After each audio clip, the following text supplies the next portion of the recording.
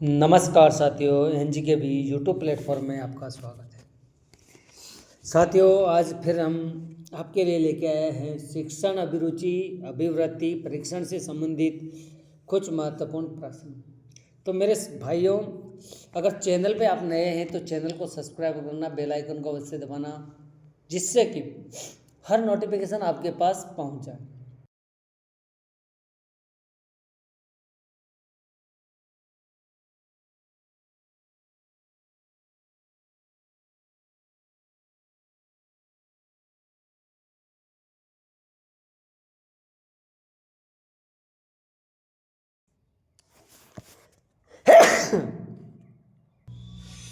साथियों, कोर पाठ्यक्रम के अंतर्गत क्या शामिल किया जाता है, क्या होता है कोर पाठ्यक्रम?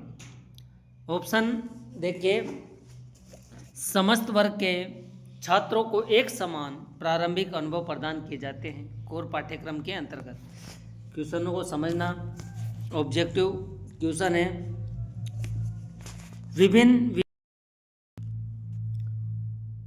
विभिन्न विषय वस्तु के मध्य प्रकार्यात्मक संबंध स्थापित करने का प्रयास किया जाता है। ऑप्शन स, पाठ्यक्रम का निर्माण छात्रों की रुचियों, योग्यताओं तथा अनुभवों के अनुरूप किया जाता है।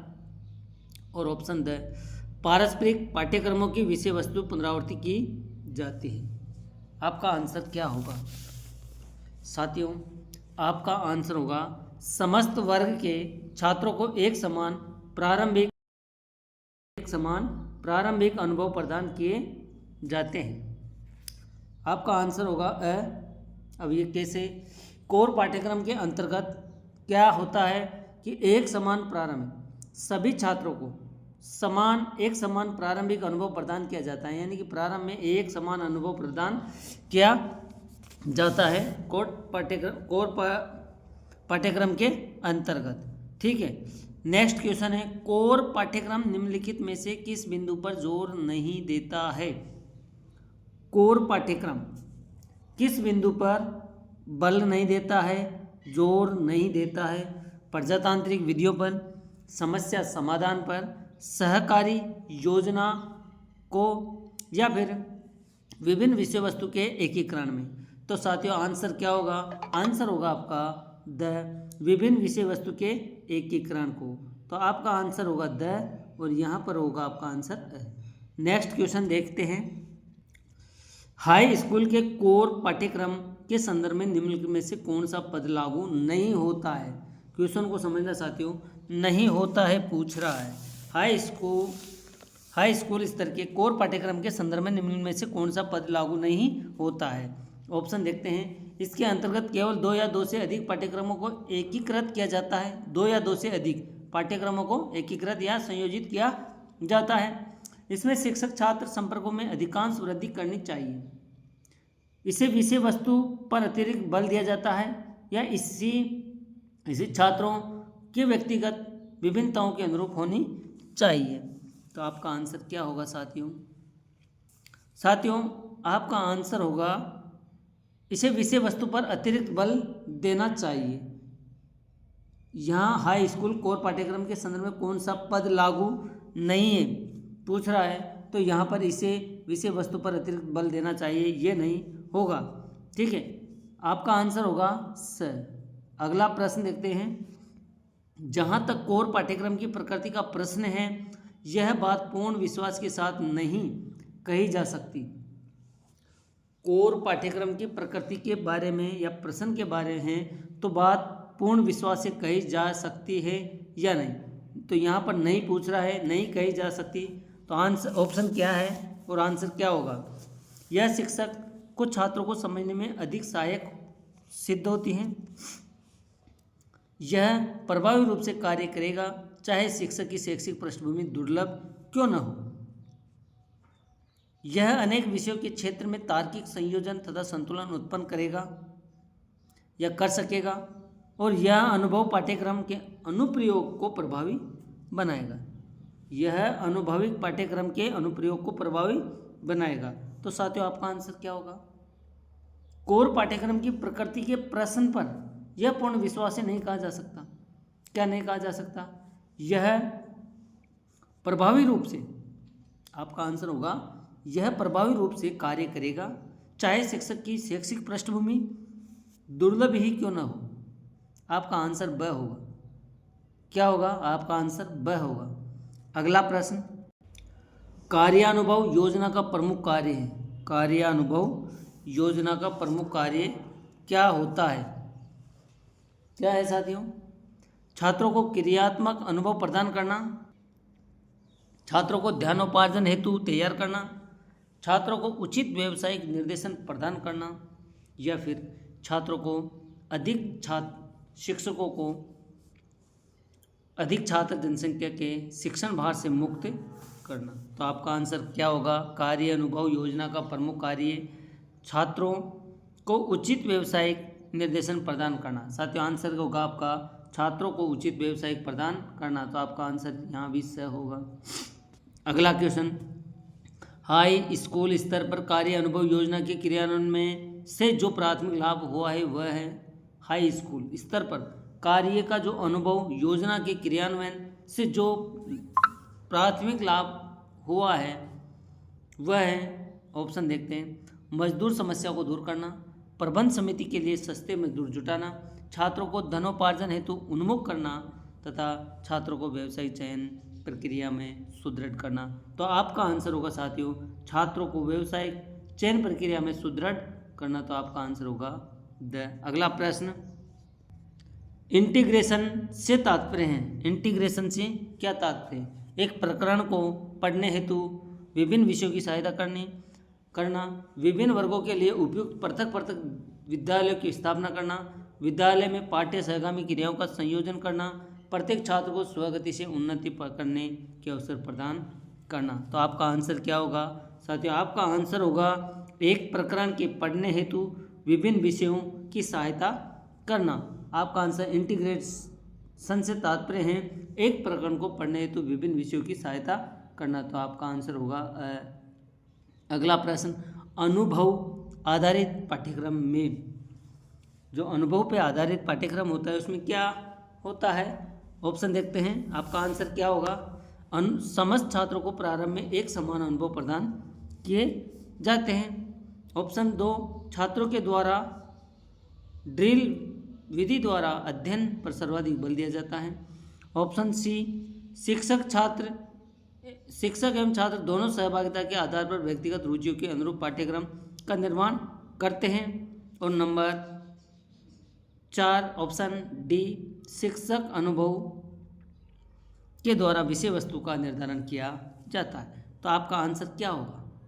आंसर आपका अनुभव आधारित पाठ्यक्रम में आपका आंसर होगा शिक्षक और छात्र दोनों की सहभागिता, शिक्षक और छात्र दोनों की सहभागिता के आधार पर व्यक्तिगत रुचियों के अनुरूप पाठ्यक्रम का निर्माण होना चाहिए। तो आपका आंसर होगा सही। अगला प्रश्न देखते हैं,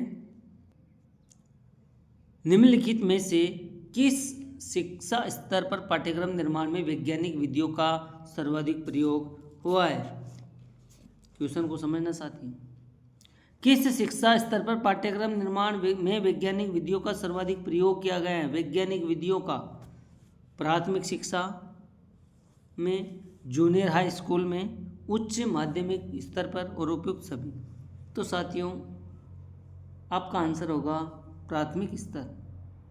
आपका क्या होगा? प्राथमिक स्तर। नेक्स्ट क्वेश्चन, निम्नलिखित में से कौन सी प्रविधि पाठ्यक्रम निर्माण की सर्वोत्कृष्ट विधि के रूप में प्रयोग स्वीकार की जाती है? निम्नलिखित में से कौन सी प्रविधि पाठ्यक्रम निर्माण की सर्वोत्कृष्ट विधि के रूप में स्वीकार की जाती है?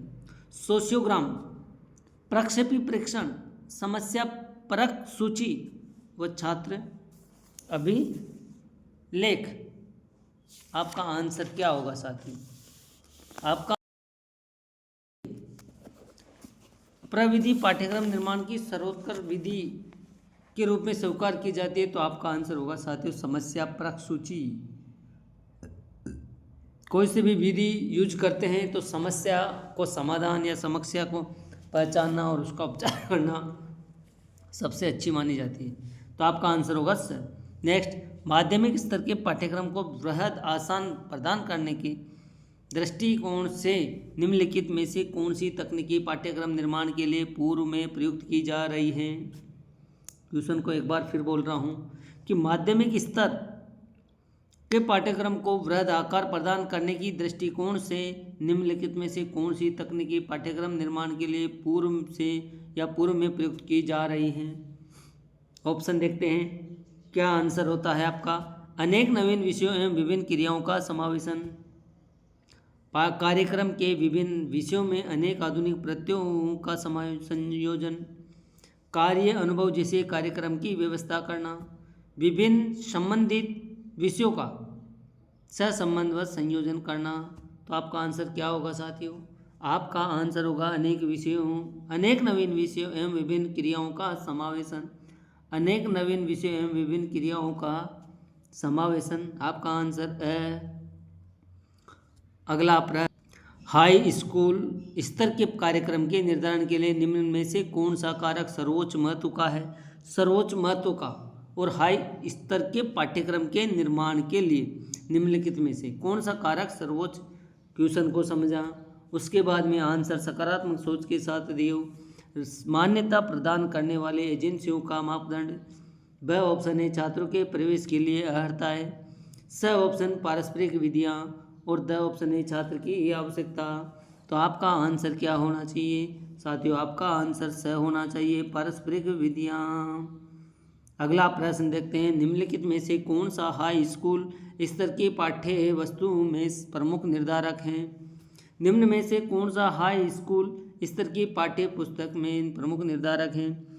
छात्र, शिक्षक, पाठ्यक्रम निर्माणकर्ता व पाठ्य पुस्तक लेखक। आंसर क्या होना चाहिए, हाई स्कूल स्तर की पाठ्य वस्तु में निर्धारक हो, प्रमुख निर्धारक क्या है। छात्र होता है, शिक्षक होता है, पाठ्यक्रम निर्माणकर्ता होता है या पाठ्य पुस्तक लेखक होता है, कौन होता है साथियों। तो आपका आंसर होना चाहिए साथियों शिक्षक। शिक्षक हाई स्कूल स्तर की पाठ्य वस्तु के निर्धारक, प्रमुख निर्धारक के माना जाता है। किसको माना जाता है, शिक्षक को माना जाता है। अगला प्रश्न, किसी पाठ्यक्रम की प्रभावोत्पादकता के निर्धारण में निम्नलिखित में से कौन सा प्रमुख कारक है। पाठ्यक्रम की प्रभाव उत्पादकता है यहाँ पर हो सकता है के निर्धारण में निम्न में से कौन सा कारक है। ऑप्शन देखते हैं, आंसर क्या होता है। शिक्षा की प्रभावशीलता, समुदाय का सहयोग, छात्र परिषद की रुचि एवं प्रशासनिक नेतृत्व। क्या आंसर होना चाहिए, एक बार क्वेश्चन बोल रहा हूँ, कभी किसी पाठ्यक्रम की प्रभावोत्पादकता के निर्धारण में निम्नलिखित में से कौन सा प्रमुख कारक है। शिक्षक की प्रभावशीलता, समुदाय का सहयोग, छात्र की परिषद की रुचि एवं प्रशासनिकता। तो आपका आंसर क्या है, आपका आंसर छात्र परिषद की रुचि, यानी सभी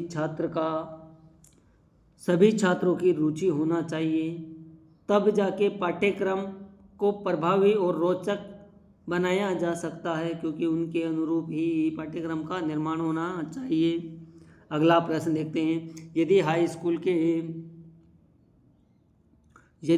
स्कूल के सुनिश्चित पाठ्यक्रम में आपको कुछ परिवर्तन करने का परामर्श दिया जाता है तो उसका सर्वाधिक वैध कारण होता है। यदि हाई स्कूल के सुनिश्चित पाठ्यक्रम में आपको कुछ परिवर्तन करने के लिए परामर्श दिया जाता है तो उसका सर्वाधिक वैध कारण क्या होगा। स्कूल के छात्रों में प्रवेश संबंधी अर्हता है, प्रस्तुत पाठ्यपुस्तकें, समुदाय की मांग या पाठ्यक्रम पढ़ने वाले छात्रों की कठिनाई। तो आपका आंसर क्या होगा साथियों, आपका आंसर होगा पाठ्यक्रम पढ़ने वाले छात्रों की कठिनाई। आपका आंसर द होगा। अगला प्रश्न, छात्रों को कक्षा में क्या विषय वस्तु पढ़ाई जाए इसका अंतिम निर्णय कौन करता है। साथियों, कक्षा चल रही है, कक्षा में क्या पढ़ाना है इसका अंतिम निर्णय कौन करता है। कक्षा अध्यापक करता है, कक्षा के छात्र करते हैं, विद्यालय करते हैं या सामाजिक अनुशासन करता है। तो आपका आंसर क्या होगा साथियों, कक्षा में जब विषय वस्तु पढ़ाई जाती है तो उसका निर्धारण कक्षा अध्यापक के द्वारा, क्लास टीचर के द्वारा किया जाता है। तो आपका आंसर होगा। अगला क्वेश्चन देखते हैं, एक उच्च माध्यमिक विद्यालय में संभावित पाठ्यक्रम संबंधी परिवर्तन निम्नलिखित के विशद विश्लेषण द्वारा किए जाते हैं। क्वेश्चन को एक बार फिर समझते हैं। एक उच्च माध्यमिक विद्यालय में संभावित पाठ्यक्रम संबंधी परिवर्तन निम्न में से विशद विश्लेषण द्वारा किए जाते हैं। अब आपका आंसर क्या होगा? वर्तमान पाठ्यक्रम में पढ़ाए जाने वाले विभिन्न विषय, पाठ्यक्रम के विशिष्टीकृत तत्व, या स्कूल के छात्रों की प्राथमिक आवश्यकता, या प्रवेश हेतु अपेक्षित अर्हता है। तो आपका आंसर क्या होगा? एक आपका आंसर होगा साथियों, एक स्कूल के छात्रों की प्राथमिक आवश्यकताएं सबसे महत्वपूर्ण होती हैं। संभावित पाठ्यक्रम संबंधी परिवर्तन उच्च माध्यमिक विद्यालय में क्या होगा? स्कूल के छात्रों को प्राथमिक आवश्यकता होनी चाहिए। तो आपका आंसर स होगा। अगला प्रश्न, आधुनिक शैक्षिक सिद्धांत के अनुसार पाठ्यक्रम होना चाहिए। वर्तमान में जो आधुनिक शिक्षा के सिद्धांत है उसके अनुसार पाठ्यक्रम कैसा होना चाहिए? ऑप्शन है, छात्रों द्वारा सामान्य ढंग से नियोजित एवं विस्तृत, अनुभवी व्यक्तियों द्वारा सहकारिता के आधार पर नियोजित किया जाए किंतु छात्रों के सुझाव भी सम्मिलित किए जाए, सभी विद्यालय प्रशासकों एवं शिक्षकों द्वारा सावधानीपूर्वक नियोजित किया जाना चाहिए। आपका आंसर क्या होगा? आपका आंसर होगा छात्रों, अनुभवी व्यक्तियों द्वारा सहकारिता के आधार पर नियोजित किया जाए किंतु छात्रों के सुझाव भी सम्मिलित किए जाए, छात्रों के भी सुझाव सम्मिलित किए जाए। तो आपका आंसर होगा ब। अगला प्रश्न, पारस्परिक रूप से हाई स्कूल स्तर के पाठ्यक्रम को उन्मुख होना चाहिए। कैसा होना चाहिए? सामाजिक आवश्यकताओं की पूर्ति की ओर होना चाहिए या व्यक्तिगत छात्र आवश्यकताओं की पूर्ति की ओर होना चाहिए, छात्रों को प्रवेश योग्यताओं की ओर होना चाहिए, सामुदायिक दबाव की ओर होना चाहिए। तो आपका आंसर क्या होगा? तो साथियों आपका आंसर होगा छात्रों की प्रवेश योग्यताओं की ओर। आंसर क्या होगा? स। अगला प्रश्न, एक छोटे आकार वाले हाई स्कूल में पाठ्यक्रम को प्रमुखता दी जानी चाहिए। प्रमुखता क्या दी जानी चाहिए? कॉलेज के लिए छात्रों की तैयारी संबंधी कार्यक्रम को, छात्रों को अधिकाधिक वैकल्पिक विषयों के चयन की अनुमति, सामुदायिक की मांगों की पूर्ति तथा उपयुक्त में से कोई नहीं। छोटे आकार के हाई स्कूल में पाठ्यक्रम को प्रमुखता दी जानी चाहिए। तो आपका आंसर क्या होगा? कॉलेज के लिए छात्रों की तैयारी संबंधी कार्यक्रम। आंसर आपका है। ठीक है साथियों, अगर क्लास अच्छी लगी तो लाइक करना, शेयर करना, कमेंट्स ज़रूर करना, अपने दोस्तों को शेयर करना मत भूलना, जिससे कि और बेल आइकन को अवश्य दबा लेना अगर नए हैं तो, क्योंकि हर नोटिफिकेशन आपके पास पहुंच सके और आपको पता चल सके। अपनी तैयारी के लिए 4 चांद लग जाएंगे। BSTC में सिलेक्शन लेना है, UGC नेट में लेना है, BED में लेना है। ठीक है मेरे साथियों, धन्यवाद।